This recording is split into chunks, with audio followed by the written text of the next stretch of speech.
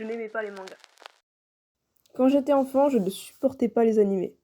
Le tout premier que j'ai vu, c'était un film d'animation qui racontait un conte japonais. Je ne veux pas rentrer dans les détails, ce sera pour une prochaine fois. L'histoire était étrange, mais ce qui m'a marqué, c'est sa fin. À ce moment de ma vie, je peux le dire, sans exagérer, je n'avais jamais vu une histoire aussi triste. J'ai pleuré, beaucoup pleuré, mais ça ne me préparerait pas à ma prochaine expérience d'animation japonaise. Un film magnifique, faisant suivre l'histoire d'une fille rencontrant une autre fille. Les deux devenaient très proches, et la seconde fille disparaissait soudainement. Plus rien ne restait d'elle. En fait, elle n'avait jamais existé. J'ai encore sangloté. Moi qui tiens beaucoup aux relations entre amis, ce film m'a beaucoup touchée.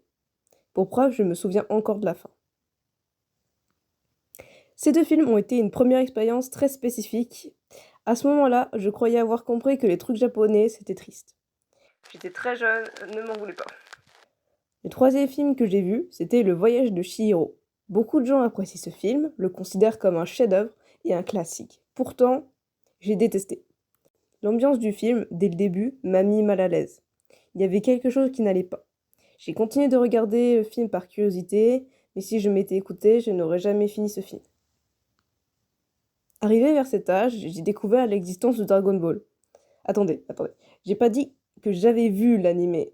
Je n'ai jamais regardé Dragon Ball encore aujourd'hui. Non, il faut me prendre au mot. J'ai découvert l'existence de Dragon Ball. Des gens de mon âge en ont parlé, et j'ai posé la question à ma mère. Elle m'a expliqué que c'était un truc japonais avec de la bagarre et que c'était violent.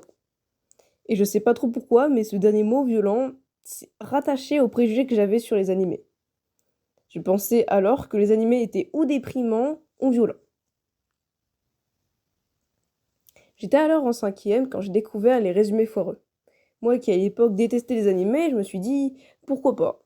J'ai donc commencé à regarder plusieurs des parodies, dont celle de Naruto que j'aimais beaucoup.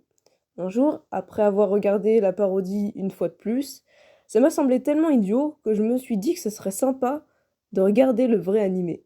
C'est donc comme ça que j'ai commencé le premier épisode de Naruto. Après avoir fini le premier épisode, j'ai commencé le second, car ça m'a plu.